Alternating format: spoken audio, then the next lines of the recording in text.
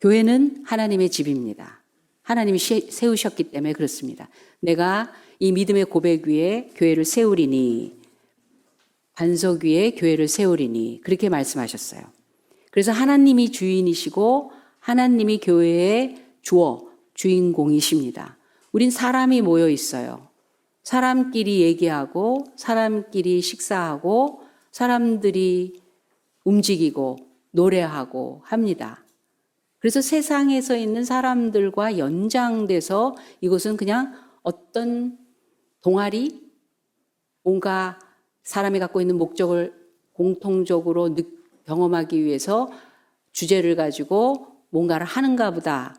그렇게 시작하지만, 그렇게 모르고 왔지만, 그러나 근데 이 사람들은 왜 이러지? 여기선 이걸 왜 하지? 그래서 어쩌자는 거지? 하면서 거기서 하나님을 보는 거예요. 하나님이 보이고 하나님이 들리고 하나님을 만난다고 하고 하나님과 함께 사는 일을 경험하게 되는 거예요. 그러니까 우리의 시력과 청각과 우리의 감각으로는 경험될 수 없는 걸, 그걸 뛰어넘고 보이지 않았던 걸 보고 들리지 않았던 걸 듣고 만나지 못했던 걸 만나고 함께라는 그 자리에 이 세상에서는 말해지지 않는 그런 분과 함께하는 곳, 이것이 교회고 신앙생활이 됩니다.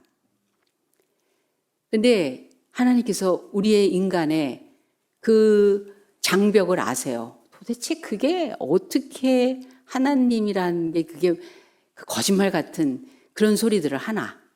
아니 보이지 않는데 뭘 본다 그러고 들리지 않는데 듣는다 그러고 사람이 뭐가 장애인이라면 안 된다고 하지만 멀쩡한 건강한 사람들이 안 보이고 안 들리는데 그 하나님이 누구다 어쩌다 얘기하니까 얼마나 어려운 일이에요. 그래서 확실하게 하시기 위해서 보이고 들리고 만져지고 경험될 수 있는 그 통로를 우리에게 주셨어요. 예수님이세요. 내가 길이요 진리요 생명이니 나로 말미암지 않고는 아버지께로 갈 자가 없느니라. 그래서 제자들이 하나님 보여주세요. 하나님 얘기 자꾸 하니까 하나님 보여주세요. 그렇게 했을 때 나를 본 자는 하나님을 본 자다. 그렇게 말씀하셨거든요. 그분이 이 세상에 왔을 때 이 세상은 거부했어요. 세상의 빛으로 오신 우리 예수님, 그러니까 못 보는, 안 보이는 깜깜한 어두운 그 속에 보이도록 알도록 그 모든 내용들을 드러내도록 찾아오신 분. 그러니까 그분이 빛이라면 상대적으로 그 이전에는 어둠이었다는 거예요. 우리가 살아가면서 가진 모든 좋은 것이든 어려운 것이든 뭐 삶의 내용을 보면요. 그게 어둠인 걸 우리 몰랐어요. 여러분 거짓말이 나쁘다는 거 알아요. 그런데 우리는 거짓말을 안 하고는 살 수가 없어요. 왜냐하면 거짓말은 나쁜 거지만 거짓말은 나를 지키거든요. 나를 보호하고 지킨다고 생각하니까 거짓말을 하는 거예요. 애들한테 얘기합니다. 너 어디 갔었어? 왜 이렇게 늦게까지 뭐 하고 있다가 이제 들어와? 그러면 뭐라 그럽니까? 독서실에 갔다 왔대. 독서실에 가서 공부했대. 그래야 잠잠하게 빨리 끝나거든요. 들키지만 않으면 되는 그런 삶이 우리 안에 있어요. 근데 그게 어둠인 줄로 생각하지 않아요. 그냥 처세술이고 피해가야 되고 그럴 수밖에 없는 거예요. 교만과 자랑이 어두운 건 줄 몰랐어요. 그냥 그것이 나를 그나마 내 자존심을 지키고 내가 사람들 속에서 유지할 수 있는, 내 존재감을 유지할 수 있는 그런 힘이죠. 남들이 나를 무시하는 것보다는 낫잖아요. 내가 뭐가 됐다라는 거. 하나님을 만나면요, 달라져요. 그 세계가 보는 눈이 느끼는 것이 알아지는 것이 달라져요. 왜냐하면 그분은 빛이시기 때문에 그의 실체를 드러내거든요. 실체를 드러냅니다. 어두운 깜깜한 속에서 그냥 멀쩡한 줄 알았어요. 근데 불을 확 켜보세요. 거기 바퀴벌레가 있는 줄 몰랐다고요. 쓱 도망을 갑니다. 우리 깜짝 놀래죠. 거기 있던 사람이면. 그렇게 먼지가 있었는지 몰라요. 그게 그렇게 대단하게 문제가 되는지 몰랐던 거죠. 그런데 빛이 밝혀지기 시작을 하면 청소하게 되고 그 더럽고 추하고 잘못된 거에 대해서 우리가 뭔가를 하겠다라는 마음이 먹게 됩니다. 안 보이니까 다행이었던 거예요. 안 느껴졌기 때문에 그냥 넘어갈 수 있었던 거예요. 원효세자도 길을 가다가 순례길을 떠나다가 오밤중에 그냥 움막에 들어갔어요. 폐허 같은 움막에 들어가서 목이 말라서 바가지인 줄 알고 그 고인물을 먹었어요. 아침에 보니까 해골이었다고요. 그래서 뭘 멀리 가서 돌을 닦냐. 인생 자체가 인간은 아무것도 아니고 뭘 알려고 하는 것 자체도 그건 쓸데없는 수고다. 그냥 모든 걸 그저 받아들이고 용납하자. 그러면서 탈북을 하죠. 오히려 그것이 더 신령해지는 길이라고 생각을 했었어요.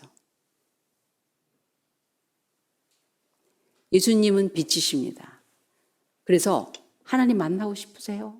우리 하나님 만났잖아요. 하나님 알고 싶으세요? 하나님과 같이 있고 싶으세요? 예수님이 나의 구세주라는 거를 믿고 싶으세요? 베드로가 그랬어요. 하나님을 믿고 만나면 어떤 일이 벌어지는가? 베드로는 베테랑 어부입니다. 잔뼈가 그 고기 잡는 어부로 굵은 사람이에요. 50줄쯤 됐어요, 이때가. 예수님 만났어요. 예수님 30세. 그러니까 나이 차이가 20세나 차이가 나는 인생의 경험과 자기의 직업에 대한 자부심이 있는 그런 사람이었습니다. 그래도 가끔 실패할 때가 있잖아요. 고기를 못 잡는 거예요. 열심히 있고 수고하고 책임감으로 살아갑니다. 그런데 안 돼요, 일이. 나의 수고에도 대가가 따라오지 않는 경우도 있어요. 그래서 또 열심히 준비합니다. 그물을 깁고 준비를 해요. 집에 안 들어가요. 또 성공해야 되니까 준비를 합니다. 근데 하필이면 그 배에 예수님이 올라타셔서 설교를 하시겠다는 거예요. 제가 갈릴리 바다에 가서 배를 타고 예수님이 설교했던 그 자리에 갔었어요. 그렇게 큰 언덕이 아니에요. 거기에 사람들이 가득 모여 있어요. 그러니까 그 사람들을 향하여 설교하기 위해서 배 위에 타신 거예요. 그 파도 소리 이런 거를 능가하고 사람들의 귀에 들어올 만큼의 메시지를 전한다는 건 진짜 우리 이동준 선가사처럼 음성 끝내주는 거예요. 마이크 없이도 멀리 퍼지게 하는 그 득도하신 분이에요. 득도가 아니라 득음하신 분이에요. 근데 베드로는 예수님의 소문을 알고 있습니다. 심지어는 마태복음 5장에 보면 자기 집에 모시고 살았던 장모님이 열병에 걸렸는데 그 열병을 고치러 집에 오셔서 기적으로 깨끗게 하시고 잡아 일으켰었어요. 그랬더니 그 장모님이 금세 일어나서 식사를 준비해서 예수님을 대접한 일이 있었어요. 그러면 이미 그때 와, 이분이라면 그럴 것 같죠. 내 바깥에서 일어난 일은 나는 아무 상관이 없어요.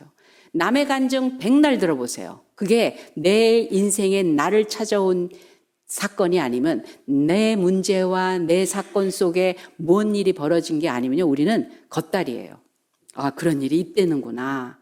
성경에 보니까 뭐 이런 일도 있고 저런 일도 있네.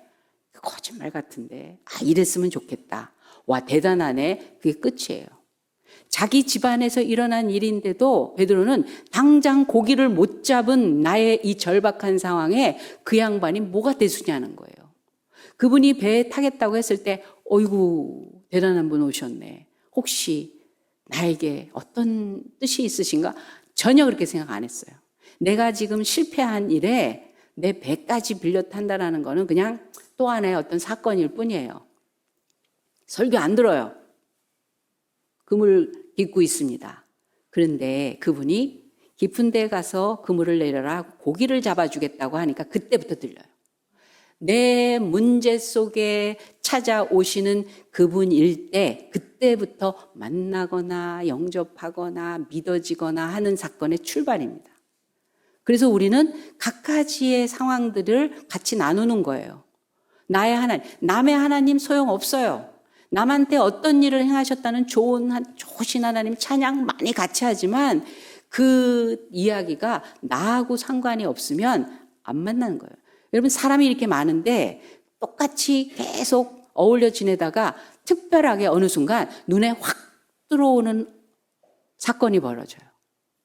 맨날 보던 사람인데 그냥 저냥인 줄 알았어. 근데 어느 날 갑자기 그 사람이 혹 하고 내 눈에 들어와. 내 마음을 휘어잡아.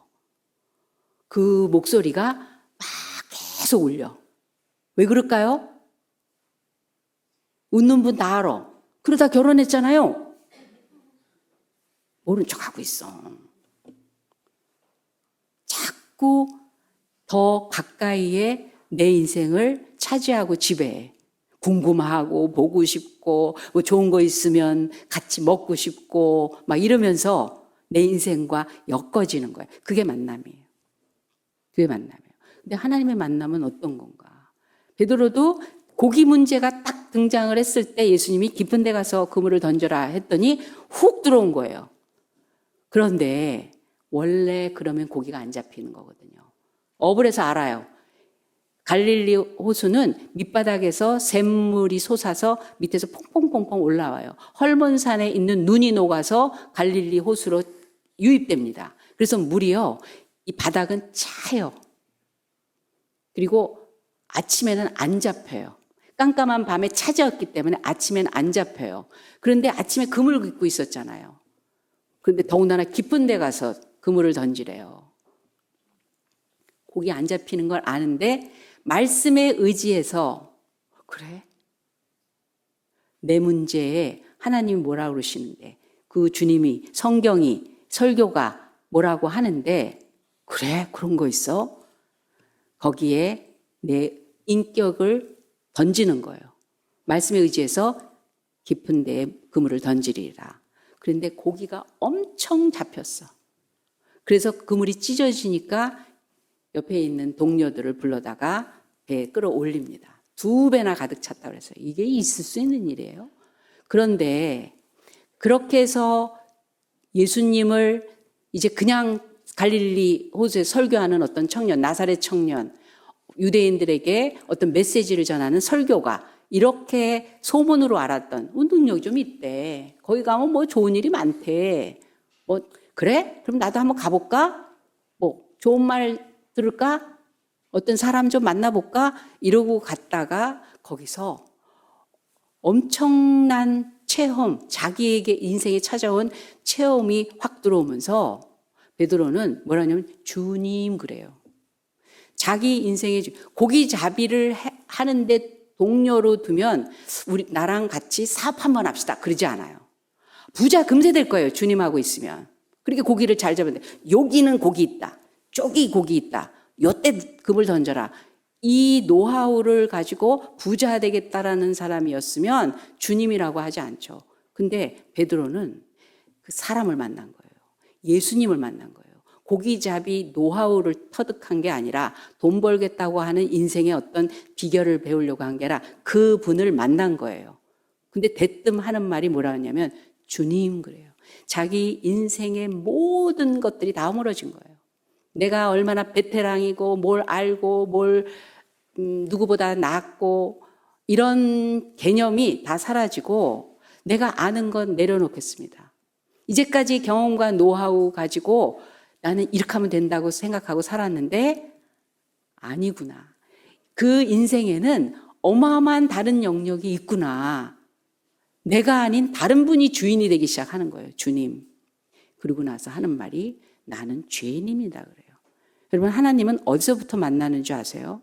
나의 정체가 드러나는 것부터 하나님을 만난다고 성경은 얘기하는 거예요. 주님을 만나면, 즉 하나님을 만나면, 예수님을 영접하면, 신앙의 세계로 들어오면 내 정체가 드러나는 것부터 시작하는 거예요.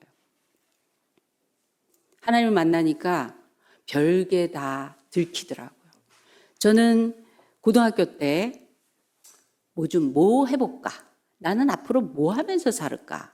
왜냐하면 대학 가면 되고요. 졸업하면 취직하면 되고요. 그러고 나서 누구 만나서 결혼해서 아이 낳고 그리고 그걸 어떻게 잘하면 행복한 거잖아요. 좋은 대학 가고 좋은 취직하고 좋은 사람 만나고 그래서 열심히 잘 살아서 부럽지 않게 남부럽 소위 먹을 거, 입을 거, 마실 거 그리고 누릴 거 그 넉넉하게 살면서 즐겁게 살면 행복한 거잖아요. 근데 그게 왠지 행복한 건 아니라고 생각이 되더라고요. 왜냐하면 그런 사람을 많이 봤거든요. 그 정도로 사는 사람 내 주변에 있었어요. 우리 부모님도 열심히 사시면서 저한테 부족함이 없게 해주셨는데, 근데 왜 나는 행복하지 않지? 행복이라는 게 뭐냐면 슬프다가 아니에요. 우울하다가 아니에요. 그냥 저냥이야. 이 목소리 톤이에요, 내 인생이. 그냥 저냥이야. 떡볶이 먹고 애들이랑 놀고 막 이러는데 돌아오면 나 혼자 덩 비었어. 뭐 할까? 또 뭐 할까? 이러는 거. 그게 아닌 것 같은 거예요.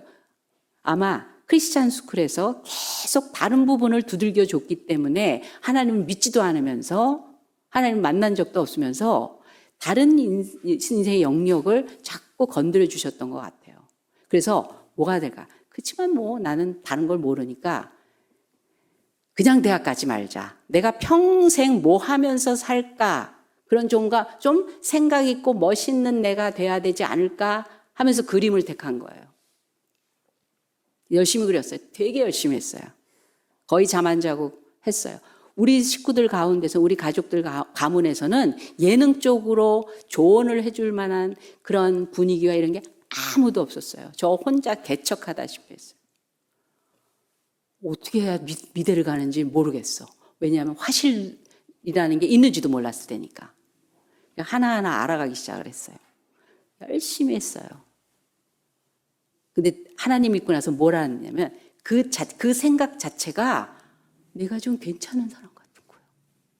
그런 식으로 사고를 갖고 있는 것 자체가 이미 내가 뭔가 이루어갈 수 있는 수준에 있는 것 같은, 우리 왜 돈을 의지하죠? 그게 내가 뭐가 됐다라는 걸 내 스스로, 나는 남들보다 조금 더 있어. 이 정도는 갖췄기 때문에 절대 멸시 안 당해. 이런 거, 그런 거를 채우고 싶잖아요. 지식이든 뭐든.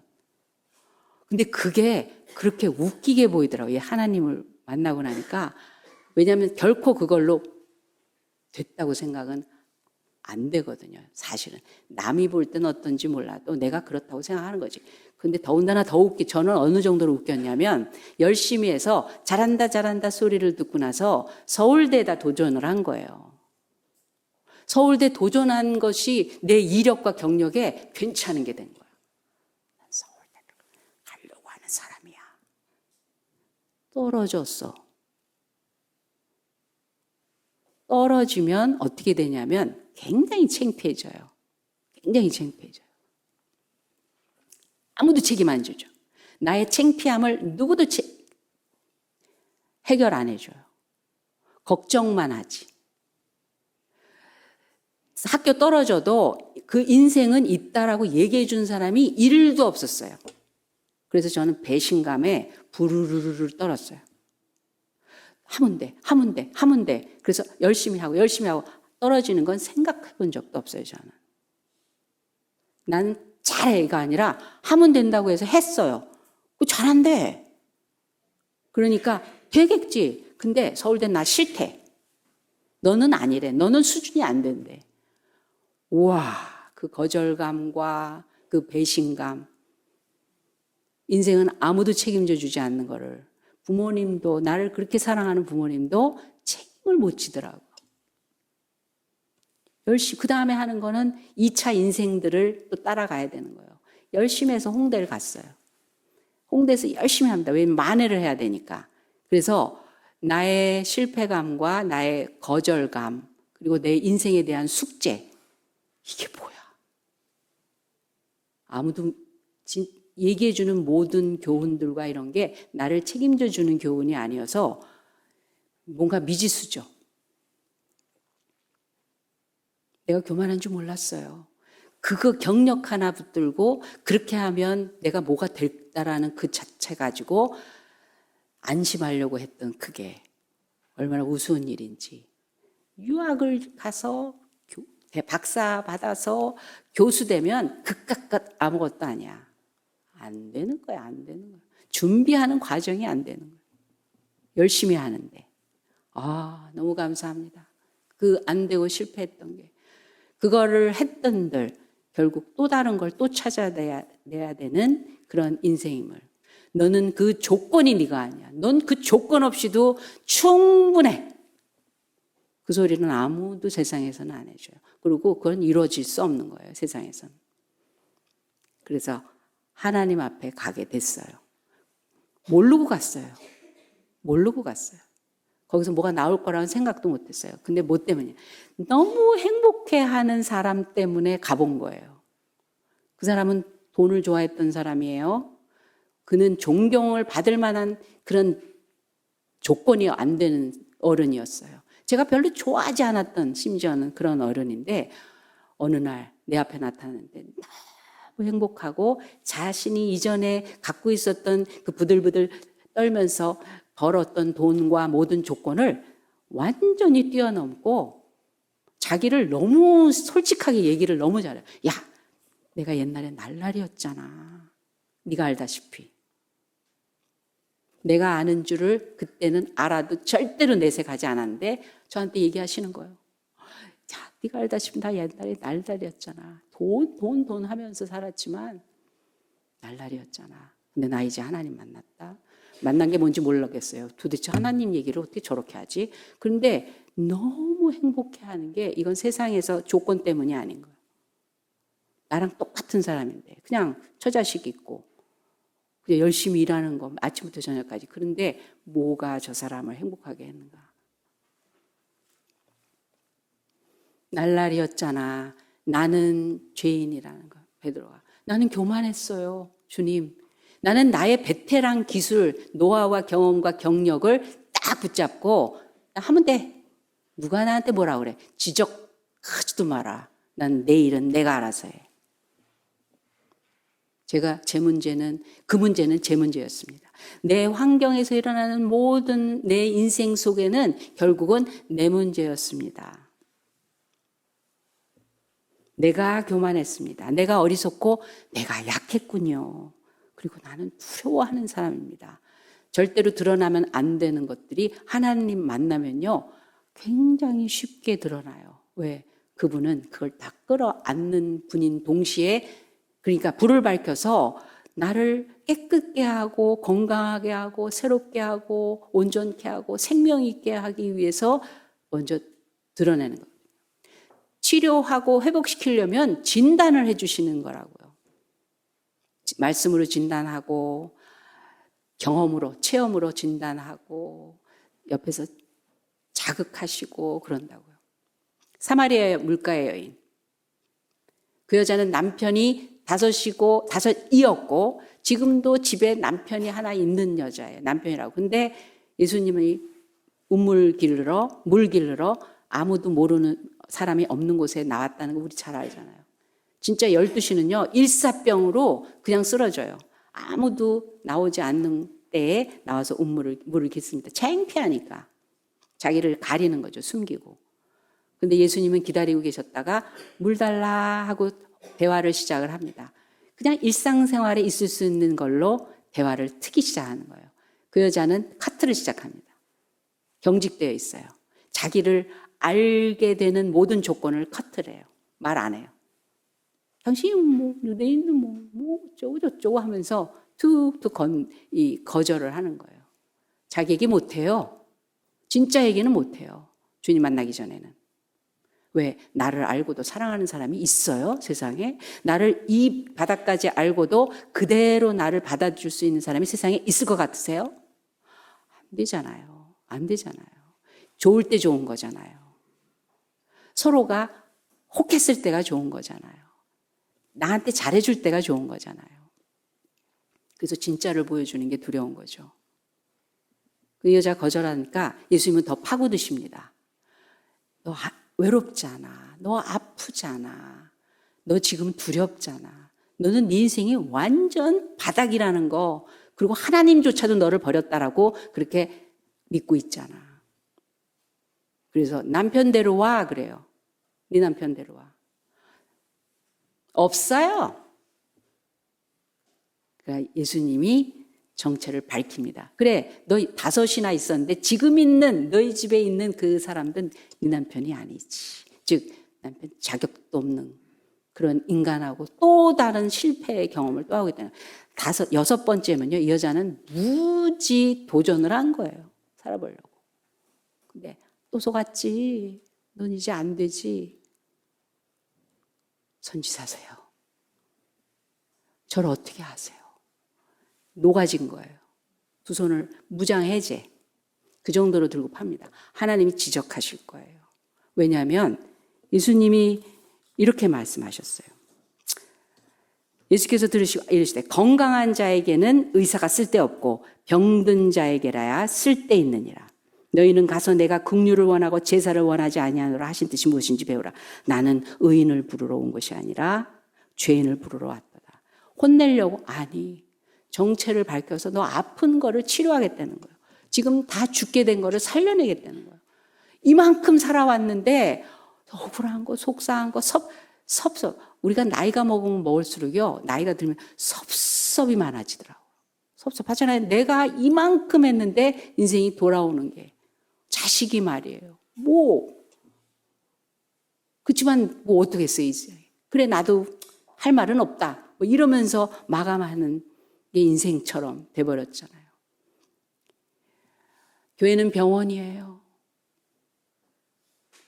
전능하신 능력을 가진 자예요. 의사로 둔 병원이에요.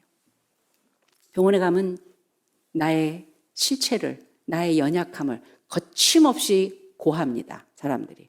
여기가 아파요. 저기가 아파요.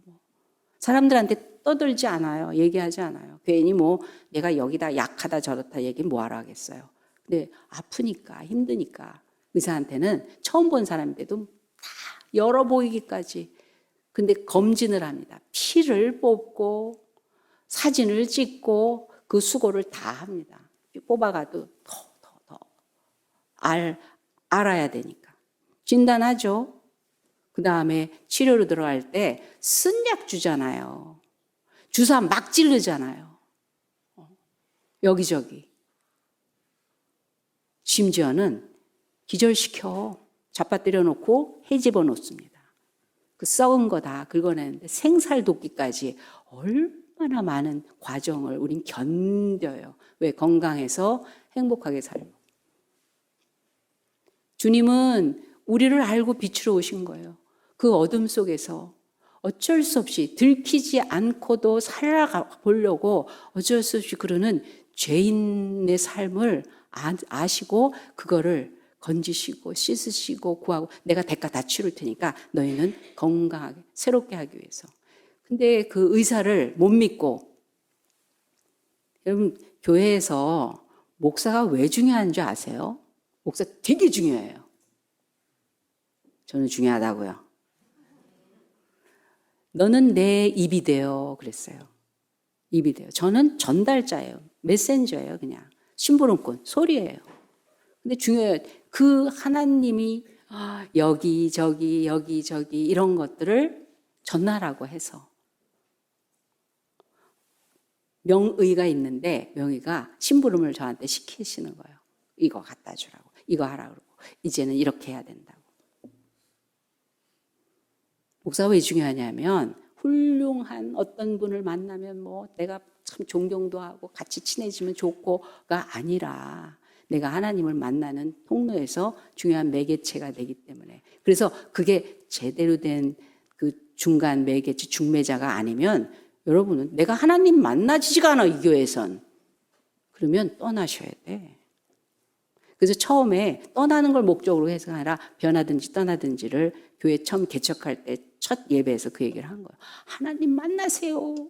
하나님 믿으세요. 하나님 경험하세요. 하나님 믿으면 됩니다. 그건 확실하니까. 근데 그 대언자가 하나님의 메시지, 하나님이 하시는 일, 그걸 막 나눌 때 때로는 쓴 약을 준다고요. 때로는 주사를 콱콱 찌르기도 해. 위로. 여러분 좋은 의사들은요, 마음까지 따뜻하게 하고 사람의 그 심리까지 참 다독 해주면서 해요. 격려하고 위로하고 희망을 주고. 이건 나을 수 있어요. 좋게. 자격이 있어요. 그럴 수 있습니다. 삶을 이젠 이렇게 살면 돼요. 조금만 견디시면 됩니다. 그렇게 하지만 그렇다고 약을 안 줘요? 그렇다고 주사 안 해도 돼요? 지금 그 간단한 게 아닌데. 인생을 다 열어 보여서 구석구석 어렸을 때부터 만들어가는 게 아니라 이게 오를 때 고치는 게 많잖아요. 그래서 이게 안 돼. 그 의사들어 쓴 약 주지 마 이러는 환자 봤어요? 주사 고만 찔러. 수술 따위는 할 생각도 하지 마라. 나를 이래라 저래라 하지 마라. 다음 달 며칠 날 재진합니다. 바빠. 그러는 환자 봤어요. 의사한테는 그렇게 다 맡기면서 하나님 앞에 인생 교과서 가지고 인생을 복되어라 복되어라. 우리 5월달은 가정의 달. 뭐의 시작이라고요? 다시 한번 시작. 나 행복한데. 그건 행복의 시작도 아니라니까요. 하나님 안에서 이루어지면. 그래서 그냥 지적 한번 했다가 욕을 바가지로 먹어요, 제가. 너무 아프게 하지 마세요. 저도 병원에 갈 일이 있으면 막 주사 이렇게 피 뽑겠다 그러잖아요. 내가 그걸 못 보죠. 뭐 어떤 때는 물어봐요. 어떻게 해드릴까요? 주사 맞으시겠어요? 이렇게 물어볼 때가 있어요. 무조건 아프지 않게 해주세요. 그래요, 저도. 예, 제일 싫죠. 고통이라는 건 싫은데, 근데 중요한 건 나야 되는 거잖아요. 새 살을 달라는 거잖아요. 새 인생을 달라는 거예요. 난 이제까지 이런 걸로 살고 싶진 않아요. 모르면 몰랐지. 그리고 그렇다면 나도 그 자리에 동참하고 싶습니다. 나와 내 환경과 나의 미래에 대한 모든 것들을 전능자가 개입해서 고기는 고기대로 잡아주고 그 인생의 그 중요한 것, 오죽하면 베드로가 그물은 자기의 인생의 대단한 정말 절대 필수 조건이었는데 그물을 버려두고 주님을 따랐다고 그랬잖아요. 비교해서 이게 제대로 된 게 아니면 그랬겠어요? 하나님, 이 주님을 따르는 게 내가 그물을 의지해서 살다. 그거는 직업 때려치우고 교회에서나 살자 그런 차원이 아닙니다. 전혀 아니죠, 그건. 내 인생의 그 길에서 나의 방향은 어느 분과 함께 해야 되는지를 그게 승산이 있고 그게 진정한 성공이고 내 인생이 최고의 가치를 누린다는 걸 알게 된 거죠.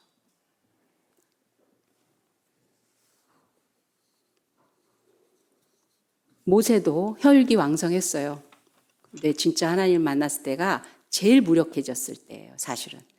80세 노인이 지팡이 하나 가지고 있을 때 민족 지도자 40세에 되려고 했다가 그거는 지 생각대로는 전혀 될 수 없어요. 하나님의 부르심 자리에서 하나님 만나니까 네 자리는 그 신 신고 있을 자리가 아니라 거룩한 자리야. 신은 내가 나가서 누구도 만나고 일도 하고 어디 좀 가서 뭐 좀 해야 되겠다 할 때 자기 생각 자기 계획 가지고 움직이는 그 첫 출발이 신을 신는 거잖아요. 내 자리는 거룩한 곳이니 시선을 벗어라. 내가 너를 최고로 온전한 삶으로 바로 원하는 그것이 어떠한 것인지 내가 이룰 수 있는 그 자리에서부터 출발하라는 거예요. 네 문제는 내가 다룬다. 제가 알아서 할게요. 그러세요. 직접 개입하지 않아요. 아브라함 얘기만 하고 마치겠습니다. 아브라함은 아이가 없었어요. 절박한 그 사정을 하나님이 헤아리십니다. 큰 민족 이루겠다고 하셨어요. 믿음의 조상 되기까지 큰 민족 이루겠다고 했는데 아이를 주신다고요? 늙었는데 사람들이 보면 뭐라 그럴까? 그렇지만 내가 진짜 원하는 거야. 그래서 모험을 시작을 합니다. 근데 실패하는 거예요. 모험해서 이렇게까지 했는데 첫 번째 주신 게 뭐냐면 기근이야. 내가 그냥 고향에서 가만히 살았으면 이런 일은 안 겪지. 그래서 기근에 훌떡하고 애굽으로 떠납니다. 있어야 할 자리를 피해서 애굽으로 떠났는데 내가 잘하려고 했던 내 노하우는 거기서 공경을 만나는 거예요. 아내가 이뻐. 이쁜 것이 자랑이었어요. 아내가 이쁘면 자랑입니까? 수치입니까? 지금 여러분이 아내가 이쁘잖아요.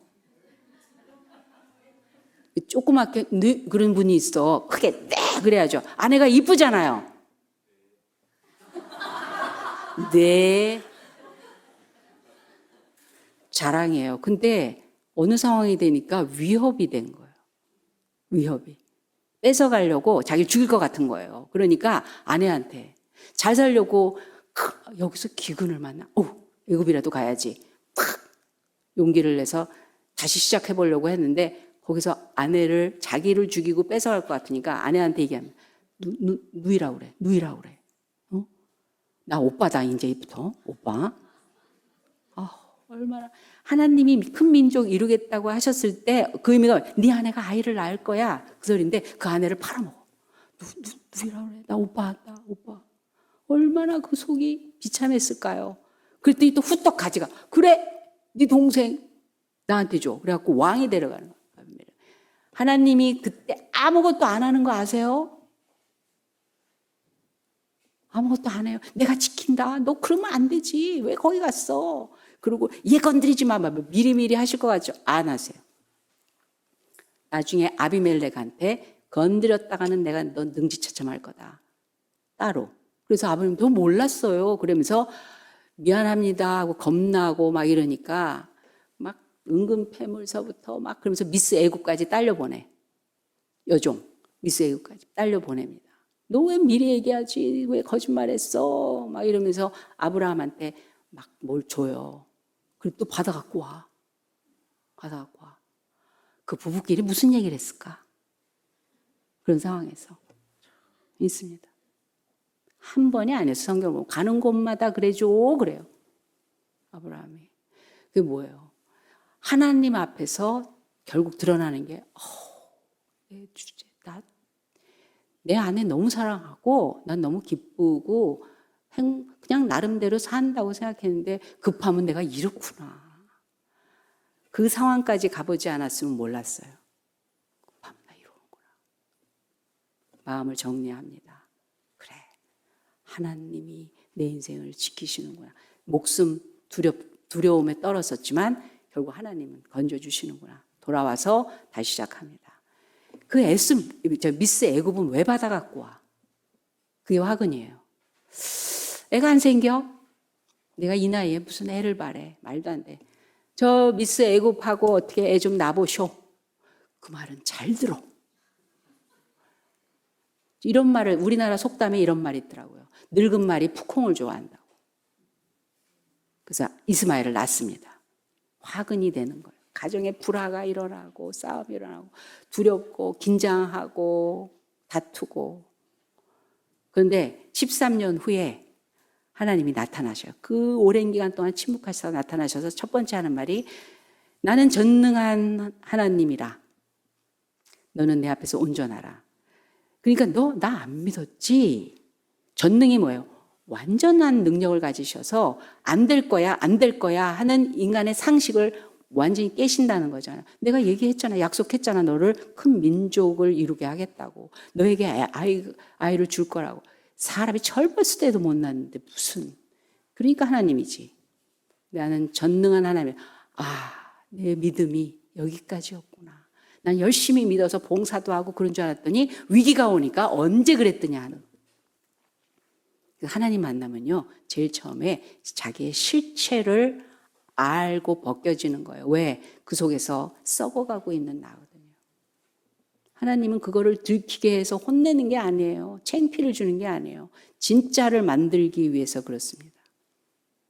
하나님이 진단하실 때 어떤 통로를 통해서라도 그리고 치료를 시작하실 때 말씀을 대하면서 쿡 찔려오는 거 쓰고 진짜 내가 그러면 누가 나더러 이래라 저래라 하는 거 딱지색인데 근데 사실은 내 안에 이 초라한 겉에 옷은 화려하게 입고 그리고 뭔가 조건으로 나를 단단하게 사람들한테 인정받는다고 했지만 내 속살은 그 장군처럼 문둥병에 걸렸던 나만 장군처럼 그 갑옷 속에는 살이 문드러져가는 문둥병을 가진 군대 장관. 근데 하나님은 옷을 벗기시고 요단강에 가서 목욕을 7번 하면서 모든 사람이 그 썩은 몸을 보는 수치 앞에서 새살처럼 돋게 하시는 하나님. 자기의 갑옷을 벗는다는 것은 굉장히 어려운 일이었을 거예요. 그런데 나를 새롭게 하시는 하나님, 진짜 건강한 장군처럼 살게 하시는 하나님을 믿습니다. 그래서 지금 이런 상황 속에 하나님이 인도하시는 거에 그거에 주저주저하고 숨으려고 하지 않겠다는 거예요. 하나님을 만나면 일어나는 현상, 증상이 뭐냐? 내가 누구인지 아는 것. 진짜 내가 누구인지. 그건 연약함이고 죄됨이고 어둠이고 거기서 벗어나지 못하고 있는 나. 그래서 하나님 앞에 와서 새롭게 되는 시간이 시작되는 것입니다. 그래서 셀에서 우리는 나눌 것입니다. 우린 신앙생활을 하면서 여러 모양으로 하나님의 소리와 이걸 내 개인의 것으로 받아들일 것입니다. 거기서 내가 행복해지면 주변은 행복한 거예요. 내가 모든 일에서부터 해결받으면 그러면 이 주변에 있는 일들은 같이 하나님의 능력으로 해결되는 일이 될 것입니다. 우리 하나님 만났을 때 나의 정체를 있는 그대로 받아들이고 인정하고 그분의 손길에서 새로워지시는 저와 여러분 되시기 바랍니다. 기도하겠습니다. 하나님 아버지 너무너무 감사합니다. 누가 나를 알겠습니까? 누가 내 인생을 책임지겠습니까? 누가 여기까지 온 그 모든 상황들을 새롭게 할 수 있겠습니까? 그러나 하나님은 하실 수 있기에 하나님 앞에 섰습니다. 하나님을 만나고 하나님께 듣고 하나님과 함께 동행하고 하나님으로 인하여 온전한 인생으로 이제라도 그 모든 나이와 상황과 시간을 뛰어넘으신 하나님의 전능하신 은혜 속에 있겠습니다. 그 마음 가지고 주님 만난 심령들에게 하나님 영원한 생명과 능력과 사랑으로 자비로 긍휼로 그리고 그 보듬어 주시고 함께 하심으로 모든 일에 충만한 축복과 은혜 속에 살게 하여 주시옵소서. 감사하며 예수님의 이름으로 기도합니다. 아멘. 지금은 우리 구주 예수 그리스도의 은혜와 살아계신 하나님 아버지 극진하신 사랑 많으심과 성령 하나님의 감화감동 역사하심이 하나님 만나고자 할 때 만나주시고 하나님 찾을 때 찾아주시고 우리가 사실 원수되고 알지 못했을 때도 이미 사랑으로 죽으심으로 사랑을 증거하신 하나님 앞에 모든 것들을 내려놓고 맡기고 그리고 그 드러내심으로 인하여 새로워지기로 작정한 우리 새롬교회 성도들과 오늘 예배하는 자의 머리 위에 그 가정과 하는 모든 일 위에 지금부터 영원까지 함께 하실지어다. 아멘.